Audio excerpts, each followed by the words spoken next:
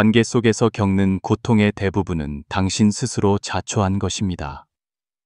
고대인의 지혜, 시청자 여러분 안녕하세요. 한 심리학자는 이렇게 말했습니다. 우리 각자는 무의식적으로 다른 사람에게 자신을 어떻게 대해야 하는지 가르칩니다.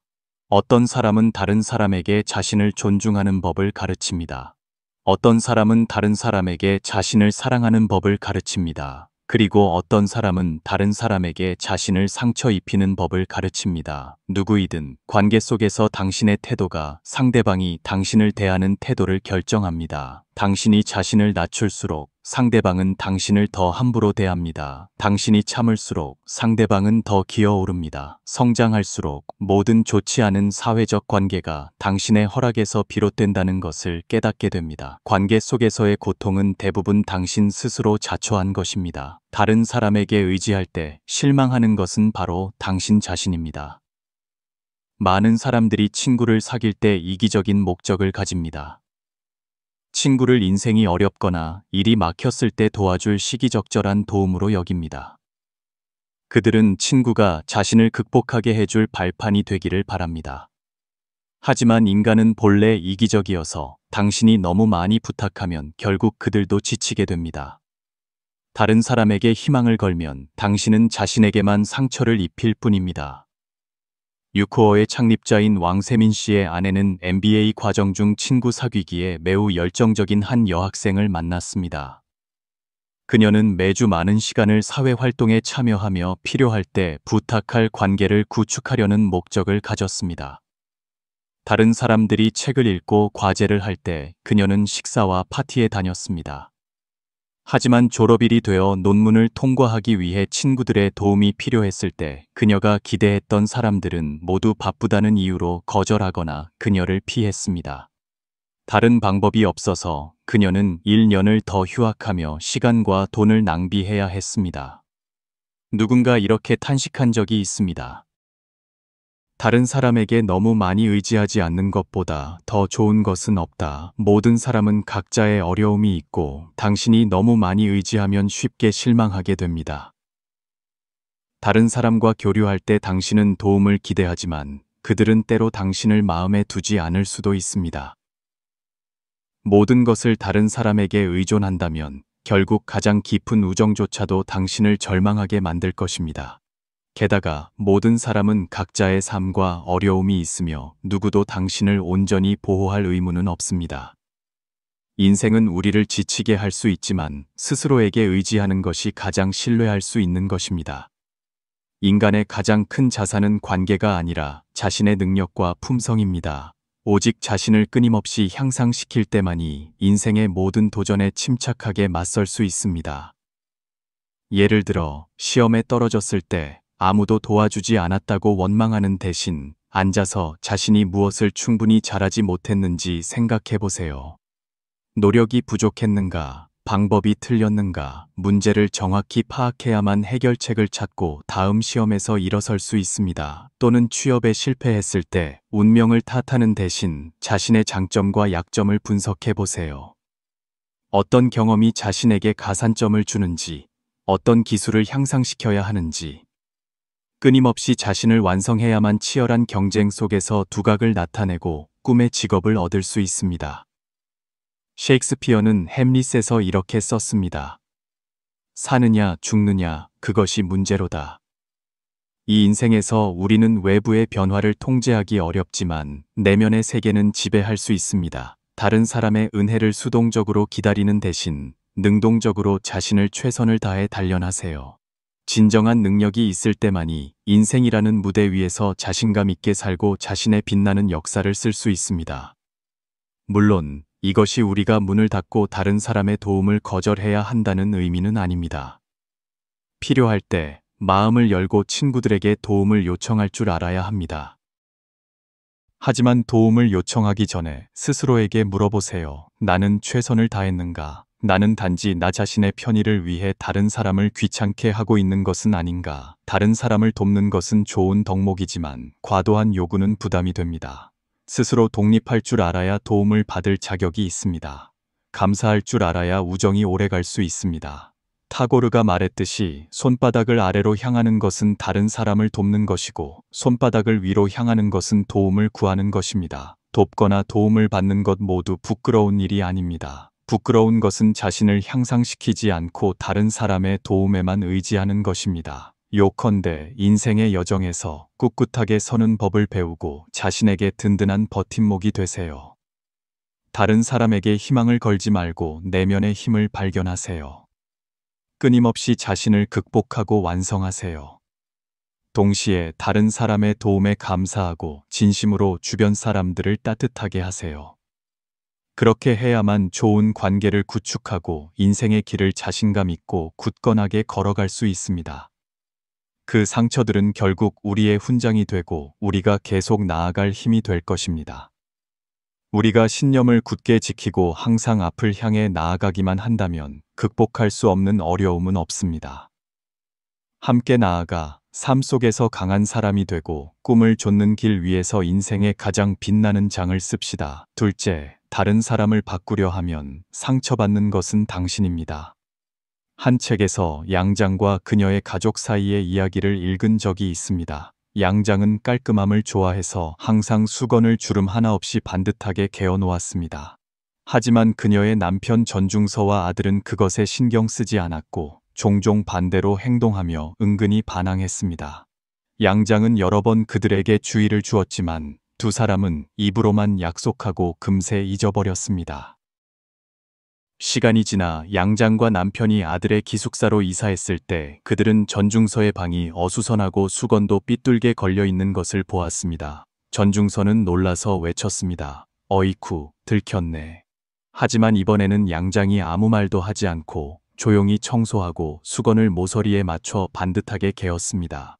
그녀는 다른 사람을 억지로 바꾸려 하는 것이 기대했던 결과를 가져오지 않을 뿐만 아니라 자신을 짜증나는 상태에 빠뜨린다는 것을 깨달았습니다. 그녀는 다른 사람의 다름을 받아들여 관계가 더 편안하고 즐거워지도록 선택했습니다. 예일 대학교의 심리학 교수인 루이스는 한 사람이 습관을 형성하는 데 90일, 사고방식을 형성하는 데 6개월, 그리고 성격이 안정되는 데 14년이 걸린다는 법칙을 발견했습니다. 당신이 누군가를 바꾸려고 한다면 그것은 단지 하나의 관점이나 행동을 바꾸는 것이 아니라 실제로는 그들의 인식과 세계관 전체를 부정하는 것입니다. 이 과정은 분명 매우 힘들 것입니다.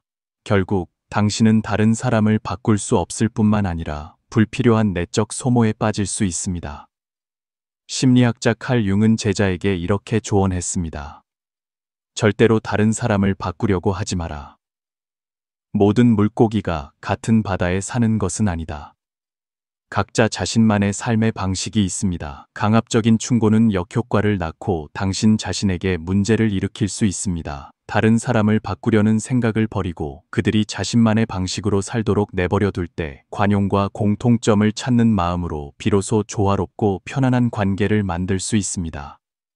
이 이야기는 제 친구의 이야기를 생각나게 합니다. 그녀의 아들은 정해진 길을 따라 살고 싶어 하지 않았고 강한 반항 정신을 가지고 있었습니다. 그 아이는 엄마가 골라준 옷을 절대로 입지 않았습니다. 대신 자신만의 방식으로 옷을 입는 것을 좋아했습니다. 그는 팝 음악에 열광했지만 부모님이 좋아하는 클래식 음악에는 흥미가 없었습니다. 이러한 차이 앞에서 그녀는 걱정하며 아들을 자신의 이상적인 모습으로 바꾸려고 애썼습니다. 하지만 이 과정은 긴장과 갈등만을 낳았습니다. 아이는 엄마의 좋은 의도를 이해하지 못했고 그녀는 아들의 반항에 마음 아파했습니다. 모자 사이의 거리는 조용히 멀어져 갔습니다. 그러던 어느 날 그녀는 문득 아들을 바꾸려는 생각을 버렸습니다. 그녀는 아들이 독립적인 개체이며 자신만의 방식으로 성장할 권리가 있다는 것을 깨달았습니다. 엄마로서 그녀는 손을 놓고 아들이 탐험할 자유로운 공간을 주어야 한다는 것을 배워야 했습니다. 접근 방식을 바꾼 후 모자 관계는 더 가까워졌습니다. 존중하는 분위기 속에서 아이도 더 마음을 열고 엄마의 조언을 기꺼이 듣게 되었습니다. 니체가 말했듯이 어떤 사람들은 자기 자신이 되기 위해 태어났다. 각자는 자신만의 독특한 특징과 자질을 가지고 있습니다. 우리는 자신의 기준을 다른 사람에게 강요할 수 없으며 그들의 인생을 강제로 바꿀 수는 더더욱 없습니다. 다른 사람을 바꾸려는 시도는 양쪽 모두를 무익한 줄다리기에 빠뜨릴 뿐입니다. 오직 이해와 관용, 상호 존중만이 삶을 가장 아름다운 색깔로 빛나게 할 수 있습니다. 물론 받아들인다는 것이 무관심을 의미하는 것은 아닙니다. 다른 사람의 단점에 대해서는 선의를 가지고 상기시켜주고 이끌어주는 것도 필요합니다. 그것 또한 필요하지만 이 변화는 존중의 기반 위에서 이루어져야 하며 상대방이 당신의 사랑을 느끼게 해야지 위에서 내려다보는 통제가 되어서는 안 됩니다. 소설 어린 왕자에서 썼듯이 누군가를 길들이고 싶다면 눈물을 흘릴 위험을 감수해야 한다. 사랑이라는 땅에서 변화는 종종 조용히 일어납니다. 우리가 진정으로 다른 사람으로부터 따뜻함을 느낄 때 우리는 자연스럽게 그들의 기대에 부응하기 위해 더 나은 사람이 되고 싶어 합니다. 요컨대 다른 사람을 길들이는 데 힘을 낭비하는 대신 자신을 향상시키는 데 시간을 쓰고 삶의 다양성을 소중히 여기는 법을 배우고 사랑으로 모든 관계를 가꾸는 것이 좋습니다. 그렇게 하면 우리는 더 풍요로운 삶을 얻게 될 것입니다. 타고르가 말했듯이 여름꽃처럼 찬란하게 살고 가을 잎처럼 고요하게 죽어라. 유한한 시간 속에서 외부의 기대에 얽매이지 말고 영혼의 다채로운 삶을 사세요.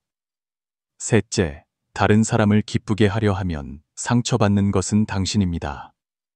모든 사람을 기쁘게 하려 애쓰지 말아라는 책에는 이렇게 쓰여 있습니다. 다른 사람을 기쁘게 하기 위해 지나치게 애쓰는 것은 당신을 비굴하게 만들고 다른 사람을 기쁘게 하기 위해 탁월함을 추구하는 것은 당신을 답답함 속에서 살게 할 것이다. 모든 불평등한 관계는 이와 같습니다. 제한 없이 다른 사람을 기쁘게 하는 것은 미소를 얻지 못하고 오히려 당신이 무시당할 가능성만 높일 뿐입니다. 당신이 자신을 낮추고 너무 낮은 위치에 자신을 둘 때 당신은 더 많은 억울함을 감수해야 합니다. 제 불쌍한 친구는 바로 이런 사람을 기쁘게 하며 사는 유형의 전형적인 예입니다. 그녀는 어머니가 의사가 되지 못한 것을 아쉬워하는 것을 알고 어머니의 소원을 이루어주기 위해 자신이 좋아하지 않는 과목을 억지로 공부했습니다.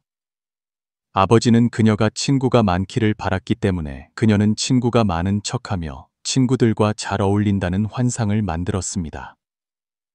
하지만 실제로는 매일 그녀는 자신이 잘하지 못하는 물리 문제에 시달렸고 친구들로부터의 괴롭힘과 고립을 견뎌야 했습니다. 기쁘게 하려는 기대 속에서 어머니는 그녀의 모든 시간을 통제했고 공부 외에는 아무것도 하지 못하게 했습니다. 아버지 또한 끊임없이 그녀의 친구 관계에 대해 물어보며 친구 사귀기에 대한 조언으로 그녀를 속박했습니다. 하지만 그런 삶은 그녀가 원하는 것이 아니었습니다. 결국 더 이상 견디지 못하고 그녀는 어두운 밤에 호수에 뛰어들어 스스로 목숨을 끊었습니다. 한 책에는 이렇게 쓰여 있습니다. 인생은 단지 수십 년뿐이다. 가장 중요한 것은 다른 사람을 기쁘게 하는 것이 아니라 자기 자신을 기쁘게 하는 것이다. 관계 속에서 당신이 발뒤꿈치를 들고 누군가를 사랑하려고 애쓴다면 당신은 분명 그들에게 무시당할 것입니다. 당신이 자신을 너무 낮추면 당신은 다른 사람으로부터 학대와 상처만을 받게 됩니다. 다른 사람을 기쁘게 하는 성격은 보통 어린 시절의 불안감에서 비롯됩니다. 이런 사람들은 어릴 때부터 엄격한 비판을 받으며 자랐고 다른 사람에게 인정받기를 갈망합니다. 성장하면서 그들은 자신의 가치를 전적으로 다른 사람의 평가에 의존하며 다른 사람에게 미움받고 배척당하는 것을 매우 두려워합니다. 연약한 자존감을 유지하기 위해 그들은 자신이 가치 있다고 느끼기 위해 다른 사람을 기쁘게 해야만 합니다. 그러나 이것은 실패가 예정된 게임입니다. 지나치게 기쁘게 하려는 것은 다른 사람들에게 당신이 값싸다고 느끼게 할 뿐이며 진정한 존중을 얻을 수 없습니다. 다른 사람들이 더 많이 받을수록 그들은 더 소중히 여기지 않게 됩니다. 시간이 지남에 따라 관계 속에서 기쁘게 하려는 사람의 위치는 점점 더 낮아지고 상처만 남게 됩니다. 이 문제의 근본적인 해결책은 자신에 대한 인식을 재건하는 것입니다. 다른 사람을 기쁘게 하는 성격을 가진 사람은 다른 사람의 시선에 따라 사는 대신 진정한 자신을 받아들이는 법을 배워야 합니다. 자신의 가치를 확신할 때만이 다른 사람과 평등하게 대하고 합당한 존중을 받을 수 있습니다. 철학자 니체가 말했듯이 스스로 자기 자신이 되지 않는 자가 어찌 사람이 될 수 있겠는가. 다른 사람을 위해 사는 사람은 자신의 필요를 소중히 여기고 진정한 생각을 표현하는 법을 배워야 합니다. 그들은 자신이 다른 사람을 기쁘게 하기 위해서만 사는 것이 아니라는 것을 이해해야 합니다. 적절한 기여는 사랑의 표현이지만 지나친 기쁨 주기는 자기 모독입니다. 자신을 사랑하고 존중할 줄 알아야만 다른 사람으로부터 사랑받을 자격이 있습니다. 물론 기쁘게 하는 습관을 버리는 것은 하루아침에 일어날 수 없습니다. 이것은 기쁘게 하려는 사람이 자신의 심리 상태를 자주 인식해야 함을 요구합니다. 자신이 다른 사람을 기쁘게 하려 애쓰고 있다는 것을 깨달을 때마다 그들은 주도적으로 멈추고 자신의 내면으로 돌아가야 합니다. 동시에 그들은 경계를 설정하고 과도한 요구에 아니오라고 말하는 법을 배워야 합니다. 단기적으로는 이것이 다른 사람들을 불만스럽게 할 수 있습니다. 하지만 장기적으로 볼 때 이것은 더 건강하고 평등한 관계를 구축하는 데 도움이 됩니다. 만약 당신도 이로 인해 상처받은 적이 있다면 앞으로는 조금 더 차갑게 살아보세요. 굽실거리지 말고 저항 없이 참지 말고 자신을 낮추지 마세요. 평등한 관계 속에서 당신은 더 나은 자신을 만나게 될 것입니다. 해밍웨이가 말했듯이 인간은 패배하기 위해 태어나지 않았다. 당신은 그들을 파괴할 수는 있지만 패배시킬 수는 없다. 삶의 무게가 우리의 등을 굽게 할 수는 있지만 마음은 영원히 태양을 향할 수 있습니다. 다른 사람의 통제를 받지 않고 다른 사람을 위해 살지 않으며 우리는 부끄럼 없는 품위로 삶을 맞이할 수 있습니다. 심리학에는 허리 굽히기 효과라는 법칙이 있는데 이는 당신이 다른 사람에게 괴롭힘을 당해도 저항하지 않으면 두 번째, 세 번째 상처를 입었을 때도 참는 것을 선택할 가능성이 높다는 것을 의미합니다. 오랜 시간 이 관계 속에서 당신은 영원히 피해자로 남을 것입니다. 작가 칸카는 이런 이야기를 공유한 적이 있습니다. 한 번은 그녀와 남편이 오랫동안 계획했던 홍콩으로의 하루 여행을 위해 힘겹게 시간을 맞췄습니다. 그러나 몇몇 지인들이 이 소식을 듣고 칸카에게 물건 구매를 부탁했습니다. 마음에 들지 않았지만 관계를 해칠까 두려워 그녀는 마지못해 동의했습니다. 그 중에는 칸카와 꽤 친한 한 여자 동료가 특정 브랜드의 수입 분유 4통을 사달라고 요청했습니다. 멀리 가야만 살 수 있었기 때문에 칸카는 처음에 거절하고 싶었지만 상대방이 부드럽게 말하는 것을 보고 도와주기로 했습니다. 홍콩에 도착했을 때 그녀와 남편은 원래 계획을 바꿔 먼저 쇼핑을 해야 했습니다. 그들은 홍콩의 절반을 돌아다녀야 모든 것을 다 살 수 있었고 이때 이미 대부분의 시간이 지나갔습니다. 크고 작은 쇼핑백을 든 부부는 더 이상 즐겁게 관광할 수 없었습니다. 마음속에 억울함을 품고 있던 칸카는 매우 속상했지만 동료에게 분유를 건넸을 때 그 사람은 고맙다는 말은커녕 비싸게 샀다고 칸카를 나무랐습니다. 그 순간 칸카는 속으로 눈물을 삼키는 기분이었고 고통스러워도 말할 수 없었습니다. 그녀는 더 이상 그 사람과 교류하고 싶지 않았고 두 사람의 관계는 점차 멀어졌습니다. 한 심리학자는 개인들 사이에는 종종 서로를 집어삼키는 관계가 존재한다고 말했습니다. 당신의 성격이 충분히 강하지 않다면 당신은 다른 사람에게 쉽게 집어삼켜질 수 있습니다. 인간의 본성은 강자에게 약하고 약자에게 강합니다.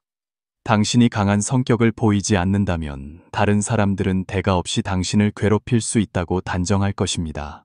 당신이 참을수록 존중받지 못하고 당신이 자신을 낮출수록 그들은 주저없이 당신에게 상처를 줄 것입니다. 어떤 관계에서든 당신이 맡는 역할은 당신 자신이 선택한 것입니다. 필요할 때 발톱을 드러내고 필요할 때 단호하게 관계를 끊으세요. 그래야만 당신 자신을 보호할 수 있습니다. 우선, 인내는 항상 좋은 덕목은 아닙니다. 착한 사람은 보답받지 못한다는 속담이 있습니다. 지나친 인내는 종종 다른 사람들이 더 기어오르게 만들고 당신의 친절을 약함으로 당신의 희생을 당연한 것으로 여기게 합니다.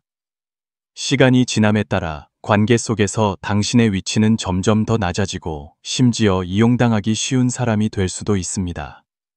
물론 사람 사이의 교류에는 인내와 관용이 필요하지만 그 인내는 양쪽 모두에게서 나와야 하며 평등과 존중의 기반 위에 세워져야 합니다. 계속해서 양보하는 것은 관계의 균형을 깨뜨리고 자신의 자존심을 짓밟히게 할 뿐입니다. 한 번 참으면 풍파가 잔잔해지고 한 걸음 물러서면 넓은 세상이 열린다는 말이 있습니다. 하지만 물러설 수 없는 원칙과 한계가 있습니다. 그렇지 않으면 그것은 자신에 대한 무책임입니다. 게다가 지나친 인내는 당신에게 상처를 줄 뿐만 아니라 다른 사람에게도 부정적인 영향을 미칩니다. 사람들이 당신에게 자유롭게 상처를 줄 수 있는 것은 당신이 그들의 행동을 용인했기 때문입니다. 당신의 양보는 가해자의 나쁜 습관을 무의식적으로 강화시켜 그들을 더 자신감 있게 만듭니다. 말하자면 인내와 상처는 쌍둥이 형제와 같습니다. 당신이 더 많이 참을수록 상처도 더 많아집니다. 한 드라마에서 주인공은 남존엽이 가정에서 자라 어려서부터 항상 인내했습니다. 남동생에게 맞고 욕을 먹어도 그녀는 이를 악물고 참았습니다. 그녀는 남동생 대신 죄를 뒤집어쓰고 감옥에서 몇 년을 보냈습니다. 출소 후 남동생은 계속해서 그녀를 괴롭히고 상처를 주었습니다. 결국 그 불쌍한 여인은 더 이상 참지 못하고 총으로 악마 같은 남동생을 쏴 죽여 자신의 오랜 악몽을 끝냈습니다. 그녀의 이야기는 우리에게 왜곡된 관계를 제때 끝내지 않으면 양쪽 모두 고통의 소용돌이에 점점 더 깊이 빠져들게 된다는 것을 보여줍니다. 피해자의 인내가 가해자의 잔인함을 도왔고 결국 돌이킬 수 없는 비극으로 이어졌습니다. 만약 처음부터 그녀가 용감하게 아니오라고 말할 수 있었다면 아마도 나중의 비극은 일어나지 않았을 것입니다. 물론 거절하고 저항하는 법을 배우는 것이 폭력으로 대응하라는 의미는 아닙니다. 심리학자들은 괴롭힘에 직면했을 때 비폭력 대화를 사용하는 법을 배워야 한다고 조언합니다. 우선 상대방에게 그들의 행동이 당신을 불편하게 한다는 것을 이해시켜야 합니다. 그런 다음 자신의 감정과 요구를 명확하게 표현하세요. 마지막으로 상대방이 하기를 바라는 변화를 제안하세요. 이러한 대화 방식은 자신의 권리를 보호할 뿐만 아니라 관계의 파탄을 피할 수 있습니다. 요컨대 인내는 항상 양날의 검이며 지나치면 자신에게 상처를 줍니다. 우리는 관용과 확고함 사이의 균형을 찾는 법을 배워야 하며 다른 사람에게 선의를 베푸는 동시에 자신을 존중해야 합니다. 니체가 말했듯이 나는 자신을 사랑할 이유가 필요 없는 사람들을 사랑한다. 진정으로 자신을 사랑할 때만이 우리는 관계 속에서 거만하지도 비굴하지도 않게 고개를 들 수 있습니다. 이 말을 하니 문득 루쉰의 한 구절이 생각납니다. 두려운 것은 진실을 인정하지 않으려는 것, 맹목적으로 군중을 따르는 것, 다른 사람의 조롱을 두려워하는 것이지만 더 두려운 것은 자기 자신을 속이는 것이다. 자기 자신을 속이는 것이란 무엇일까요? 그것은 무언가 잘못되었다는 것을 알면서도 감히 말하지 못하는 것, 상처를 받으면서도 그냥 내버려 두고 무시하는 것입니다. 그런 인내는 우리 자신을 잃게 하고 인간의 존엄성을 잃게 할 뿐입니다. 분노를 삼키는 대신 용감하게 일어나 저항하세요. 자신을 속이는 대신 진실을 직시하세요. 인간성의 어두운 면에 맞서고 마음속의 가치를 지킬 때만이 우리는 복잡한 관계 속에서 부끄럽지 않은 삶을 살 수 있습니다. 마음속에 선의를 품되 원칙에도 충실해야 합니다. 다른 사람을 너그럽게 대하되 자신에게도 잘 대해주세요. 우리가 원한과 은혜를 능숙하게 처리할 수 있을 때 우리는 청춘에 부끄럽지 않고 자신에게도 부끄럽지 않을 것입니다. 작가 로맹 롤랑이 말했듯이 세상에는 단 한 가지 진정한 영웅주의가 있다. 그것은 삶의 진실을 똑똑히 본 후에도 여전히 삶을 사랑하는 것이다. 죽음의 장막을 걷어 올리는 것은 단지 인간성의 나약함일 뿐입니다. 우리에게 더 필요한 것은 마음속의 양심을 지키기 위한 용기와 확고함입니다. 사랑과 존엄성 사이의 균형을 찾는 것이 아마도 영웅이 되는 길의 첫걸음일 것입니다. 함께 걸어가며 지혜와 용기로 앞길을 밝히고 영혼이 진흙 속에서 꽃 피우게 합시다. 인터넷에 이런 말이 있습니다. 어떤 나쁜 관계든 당신의 잘못이 일부 있다. 이 말은 가슴 아프지만 어른들의 삶 속 관계의 진실을 드러냅니다. 당신이 항상 마음이 약하다면 당신은 다른 사람에게 자신을 이용할 이유를 준 것입니다. 당신이 계속해서 양보한다면 다른 사람들이 당신을 강요할 때 너무 자신만만하다고 탓하지 마세요. 사람들 사이의 교류는 단지 걸러내야 할 뿐, 바꿔서는 안 되며 단지 떠나야 할 뿐, 강요해서는 안 됩니다. 관계 속에서 우리는 종종 악순환에 빠집니다. 상대방의 행동이 자신을 불편하게 한다는 것을 알면서도 이를 악물고 참습니다.